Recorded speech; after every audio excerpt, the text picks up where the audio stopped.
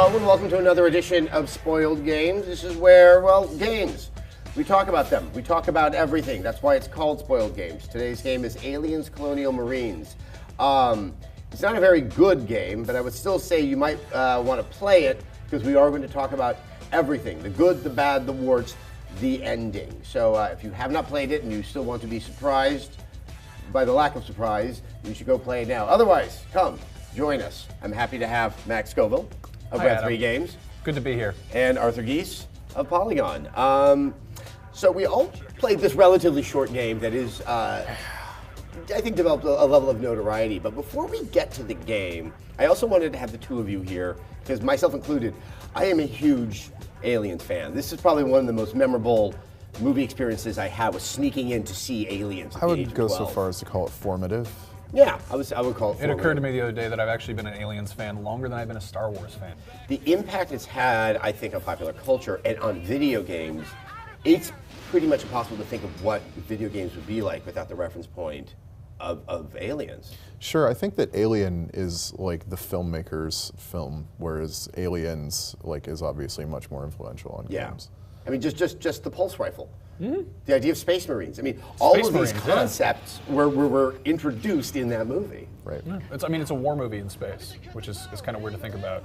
It's a Vietnam movie. Exactly, in space, yeah. which is a very specific, it's not Saving Private Ryan in space, it's more like Platoon or something like that in space. Well, and Walter Hill wrote the story, and if Yes. you go look, he was a protege of Sam Peckinpah, but something like Southern Comfort, this man usually tends to traffic in other types of commentary inside of his movies. Yeah, I was watching Aliens just the other weekend, and kind of trying to get my head in what was happening in 1986, and it's like that's the distance between 1986 and the Vietnam War is not that big. No, it's not. That was still very fresh. 1984, it was around that time, I remember, that there's finally an acknowledgement that there was a war and there were veterans who endured quite a bit, and that we had completely cast them aside. It was right there in the 80s that people started to finally come around to acknowledging what had happened. And there's a lot of weird military stuff happening with Reagan and a lot of sort of rehashing of the Vietnam War. Like Rambo 2 was a contemporary of Aliens. Yes. So, and it's interesting because it's also, you've got the military component, you've got all the kind of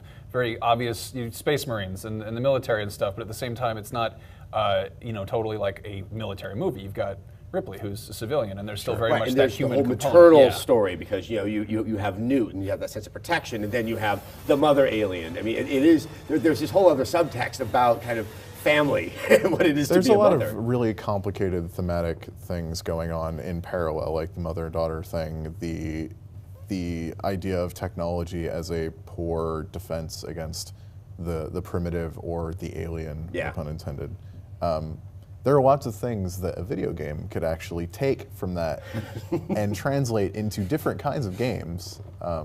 So, which brings us to, did any of that find its way into Aliens, Colonial Marines? Not at all. I mean, it is. I mean, especially sort of after this discussion we just had, the narrowness of that story is even more evident to me than I think when I was playing it. Yeah, it's shocking how poorly Aliens, Colonial Marines treats the source material in virtually every regard. There's no stone unturned disrespect-wise. I mean, is there even a theme there, or is it just, everyone comes back to LV-426, it's the Marines. I mean, I guess I kind of like the idea in the beginning that there was the message from Hicks that kind of brought everybody out there. But sort of past that point, I felt it was even kind of jerry-rigged to attach itself to the events of Aliens. Well, you start with the message from Hicks, and first of all, Hicks is up and moving around when he was completely incapacitated at the end of Aliens, and then asleep. Yes. So yeah, I mean, wouldn't the distress signal be from Ripley, theoretically? So it starts on a bad foot. I don't think Sigourney wanted to be in this game. I think the actors that were in this game were ones that probably had some financial benefit that they needed. So that's just speculating here. But okay, so the story is they return and then more bad things happen, but it doesn't have any of the drama. No. And I guess one of the questions I do wonder is that drama that you get in Aliens, like when Vasquez dies, they know they're dead and they're just going to take as many aliens with them as possible. Sure. Could you actually get that in a video game? I mean, because you have to develop the character, and like, even at its best, could Colonial Marines have made characters that we would attach ourselves to that you could actually have that kind of emotional payoff? I think one of the problems with Aliens Colonial Marines, aside from everything that went wrong with it, completely. So all of it. Aside from all of it, I think the fact that it doesn't really know what it's trying to do, because there's, as we've seen with the Aliens movies, they go a lot of different directions. Sure. You know, you think Aliens Colonial Marines, I think the first thing that comes to mind is like, I want to shoot an alien in the face with a pulse rifle. You know, it's an action, you know, thing first of all, and at the same time, it's also sort of trying to have some horror in there, and it's also trying to have some characters in there. And these are kind of all things that are not quite working together. It doesn't really do any of them particularly well. And I think if it had picked one particular, you know, way of going about it, if it had been a survival horror game, I think it could, you know, very possibly be a good.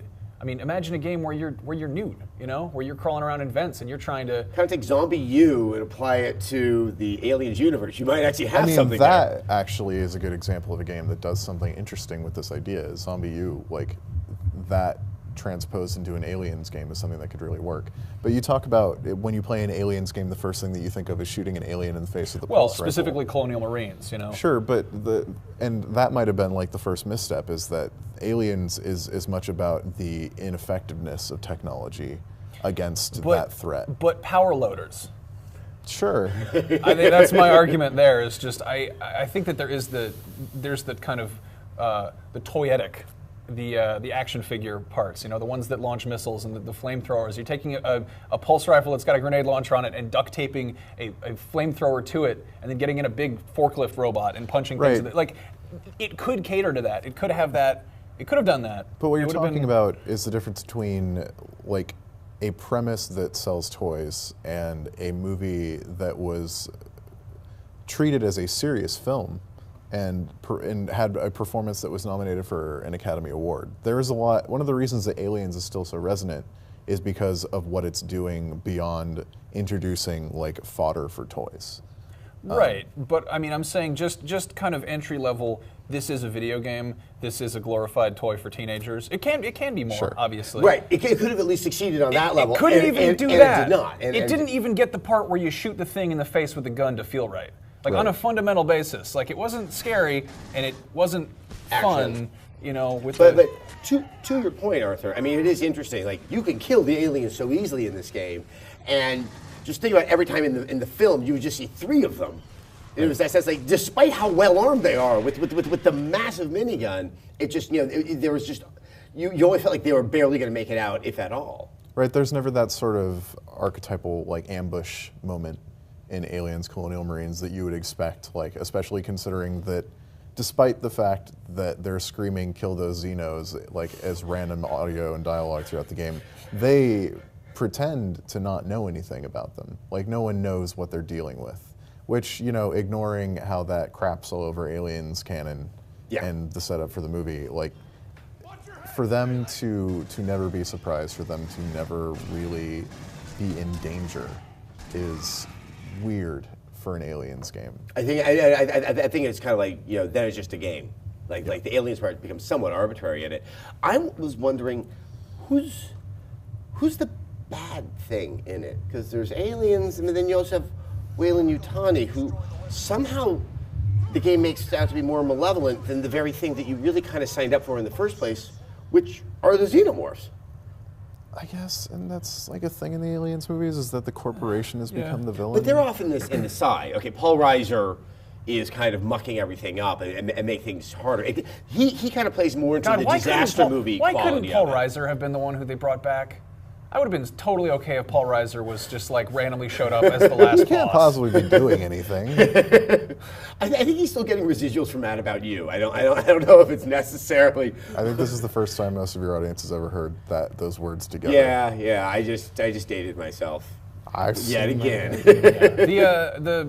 The Weyland-Yutani thing. It's always been a theme. Is the kind of the corporate greed. It's like, who's the real monster here? Is it us? The answer is yes. It is us. Right. But then what you do, especially in a game that's much longer than a movie, you completely defang, I think, the essential horror of the monster.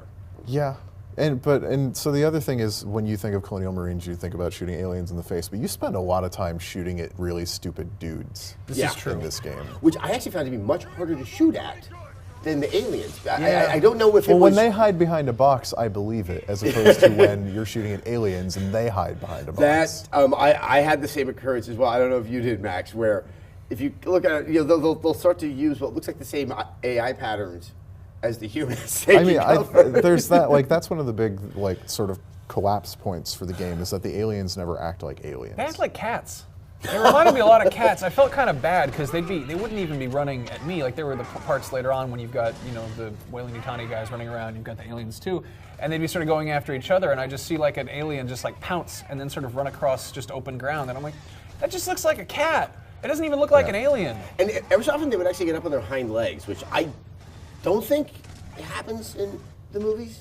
It does when they're about to pounce. Let's not get into that. Yeah, it looks all really. right. Every time it happens in the game, it looks really stupid.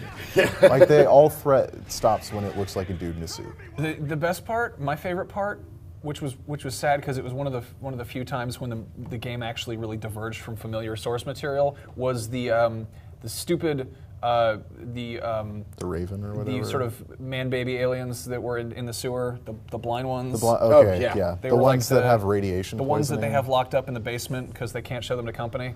I don't know. The ones I kind of looked at it like explode. Grandma in Evil Dead 2. It's like, oh, don't bring those aliens out. We got company coming over. Yeah, pretty much. But So the ones that explode. Yeah. But that whole mechanic there is sort of like you're putting a sort of you're dumbing down the enemies so that you can add a sort of stealth component. And it was really more just like Mr. Fox, what time is it, or red light, green light. You just wait till they stop moving. Yeah, you're watching her do the dinosaur. Yep.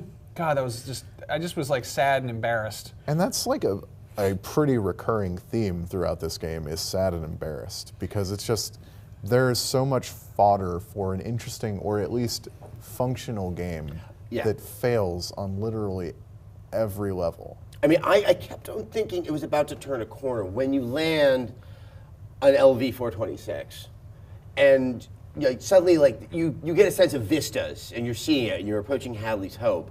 There's that, like, okay, yeah, this is now going back into the realm of the familiar. These are images I understand. Maybe this is where the game really starts, and then it doesn't. But that's also where it breaks your suspension of disbelief if you're an Aliens fan, and that's who that's supposed to resonate with. I think familiarity breeds contempt, and the fact that everything was so.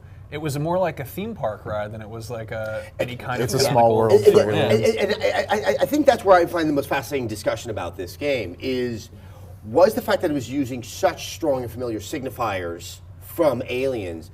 Was that already going to sort of circumscribe our ability to appreciate it because it really couldn't replicate the most wonderful elements and moments from Aliens, and that even if it went down exactly that same path, it would be dissatisfying. I can't tell if it already kind of paved its own doom from the outset. As an Aliens fan, I feel like I've been hurt a lot already. So my expectations with this stuff isn't very high. It's like function is something. Like, that's something that I appreciate. And other Aliens-related games have pulled this off. Even 2010's AVP, which wasn't a great game, still sort of captured some of that feel. And I think, I think the Marine segments of both AVP, the old one from Rebellion, and AVP 2, which Monolith did, and I thought that sequence, that section of the game was just exquisite. Yeah. That's why I always assumed that this game, because it was pretty much an extended version of the best parts of the AVP games, was something that really could be accomplished. I mean, there is stuff out there that's demonstrated that you can do this. I mean, I'm coming at this like I love the films. I love the good kind of grown-up aspects, but at the same time, there is that little kid in me who wants the stupid, tiger crab flying queen alien that launches the water gun missiles and stuff. And it didn't do that. There was that sort of the Charger alien. There's the sort of bull alien type thing. Yeah, they don't really do much with the aliens other than sort of like give the different versions of the aliens that have appeared in each of the movies names, or like they take from the extended fiction and give them names. Yeah, it would have been kind of cool if they got a little bit weird with it. I mean, I would have accepted kind of a janky, stupid game if it did some funny stuff, or at least was just if it did something new. But the fact that it just took familiar set pieces and recycled them a whole lot and was like, hey, remember the space jockey? Well, what if you shot guys next to it? Here you go. Oh, we're going to do that like again. What if you shot aliens? It's like you're next to taking it? pictures next to Yeah, things yeah. from the aliens movies. It's like the dioramas that you'd see at the Natural History Museum, and you get to shoot things next to it. And all of that would be bad enough because it's a bad game. But then it so deliberately acts against the continuity of the film to the point where it hurts it. Like, what was kind of the key element that of that lack of continuity that really got to you? well, Hicks being alive, for starters. Yeah. Like, that's the most egregious part of it. And I think the worst was, it was pretty clear that was going to happen from early on in the game. Once you hear we got a guy tied up over here, it's like, I was hoping the whole reveal. time that it wasn't, because it just seemed like the stupidest, dumbest thing they could He's possibly so okay do. with Hudson. Or Paul Right? Reiser. What if you just find him Because and it's you- Hudson and he just goes, you- game over, man, game over, and then it ends? You never see Hudson die, like you never see Burke, Paul Reiser's character, die. Like, there's a lot of things that they could do, and they went with the worst, which is someone that you see die. Not only do you see die, but you see like his mangled remains. Yeah. And they explain it away with the most insultingly tossed off explanation. God, that was so bad. Like- He starts to explain it, you know? I don't want to talk about it. I is don't basically wanna what it talk comes about down it. to Whose body was in your cryotube? That's a longer story. I care about one thing, taking these guys down. We don't have time for this. What else are we doing? Yes. It's a canonical Asshole. Alien sequel. You do have time to tell me about this. Well, I mean, I just found the ship being pulled back over the planet really never made any sense to me. No, and so again, that's the thing, is that it contrives like this really weird circumstance where Alien 3 takes place a few weeks after Alien, I think, or maybe even just a couple weeks after Alien. Yeah. And it ejects the escape pod, and it crash lands on Fury 151 or 161. Fiorini or whatever. Fiorina, yeah, the penal colony from yeah. Alien 3. So that's where Hicks dies, but in this, it's saying that Hicks, like these Weyland-Yutani people boarded the ship, and Hicks woke up because the computer woke him up because he was in some condition to do something about it, apparently. And he threw someone else into the cryotube. And I think he said he was responsible for it. They say that there was.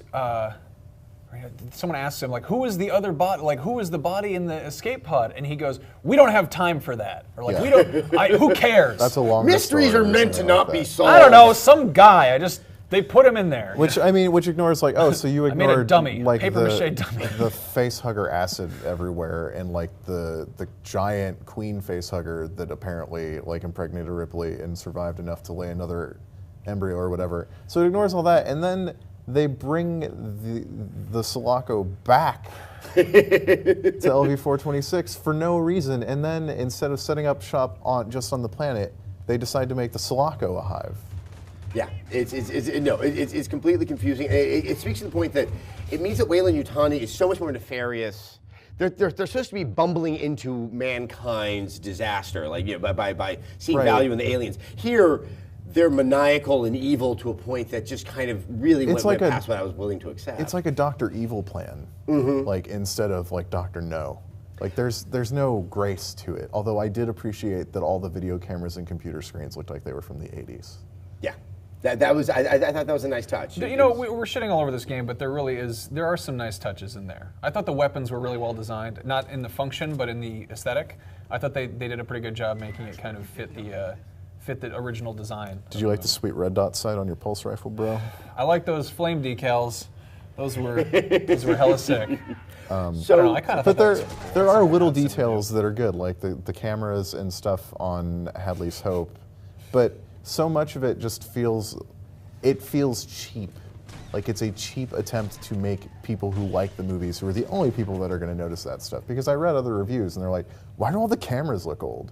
I'm like, well, there's a good reason for that. Let me tell you, oh no, I'm young that guy. boy. And it feels like a cheap attempt to grab those people and make them love the game. Now, if you have enough sort of semiotic triggers that someone will collectively say, like, hey, this has to be a good game. Look what it's doing. I'm getting my fan service. But with that fan service in mind, I want to just talk about the last aspect of the game, which is the Queen, the non-boss battle at the end. And I'm thinking more. We don't have to go into detail of how it really doesn't happen, but what would you have liked to have seen? What is the battle with the Queen? You fight it with a power loader. That's the easy answer, right? But that's like what you expect. That's what we expect because that's what was shown at E3 and at PAX was somebody in a power loader fighting a queen in a cargo dock. And that was sort of the dioramas that they had. That was the Charger, I think, that they were fighting.